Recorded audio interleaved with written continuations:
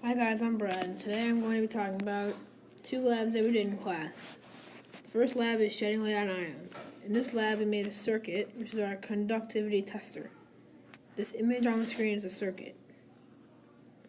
We made this by attaching alligator clips, which are the little squiggly lines, to a positive end of one battery and a negative end of the other. We attached a metal plate to each alligator clip, which are the red boxes. The goal of this experiment was to find out which liquid will conduct electricity.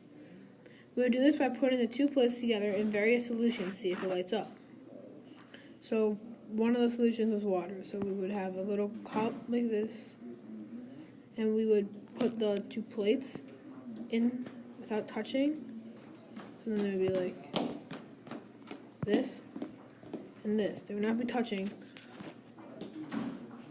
Okay. And then if the light, which is here, would light up, it is ionic. We use deionized water, tap water, sodium chloride solution, sugar solution, copper chloride solution, and calcium chloride solutions as a liquid. All of these liquids are different types of bonds. Bonds are when two elements either share or transfer atoms to form one. We tested each liquid and then realized that the ones that were ionic and had a higher difference of electronegativity conducted electricity.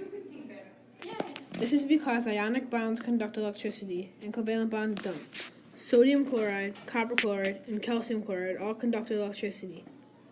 They all also had a percent ionic character of greater than 30. All of them were ionic bonds, so they lit up. The light was created from the solutions that were from the ions that were running through the solution. The ions were able to flow through the solution because of the solution's electronegativity. If it is a high electronegativity, then the atoms can flow through it.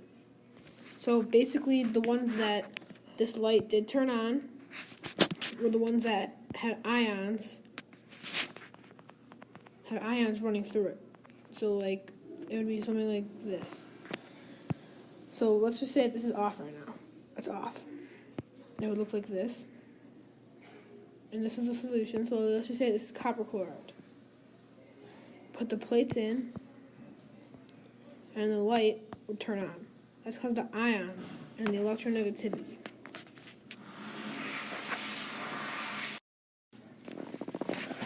The second lab we did is polar versus nonpolar. In this lab, we had a beaker of water and one of oil.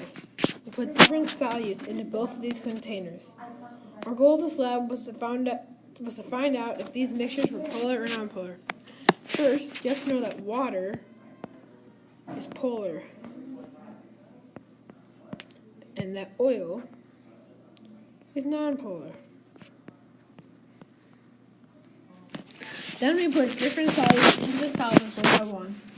The solutes we used were NaCl, Kl, CH3OH, NaHCO3, C12H22, O11, and oil. The ones that dissolved in the water were polar. This is because like dissolves like. If they didn't dissolve in water, then they were nonpolar, because then they would dissolve in the oil, which is nonpolar. For example, potassium iodine sea salt didn't dissolve in water, but it did dissolve in the oil. This makes it nonpolar because only polar substances will dissolve in polar, and only nonpolar substances will dissolve in nonpolar. Another example is NaCl. It did dissolve in the water, so it is polar.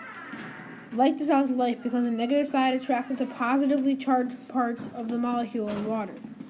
This is the same the other way around also. For example, if it is oil in a nonpolar solute, then it would be nonpolar. In the end, anything that is polar will dissolve polar, and anything that is nonpolar will dissolve nonpolar. So when we put those substances in, if it did not dissolve and just sat on the bottom, so that's just like sitting on the bottom, and it did dissolve in this and like combined as one, it would be nonpolar. So one for that. But if it did dissolve in the polar and made one, and it did not, and it sat at the bottom for the nonpolar, then it would be polar because the like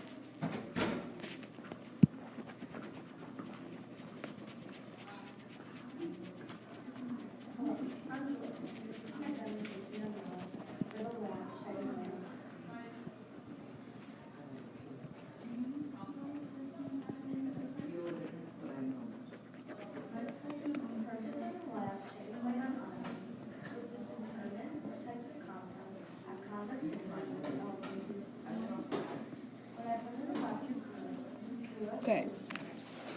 The most important thing to take away from this lab is that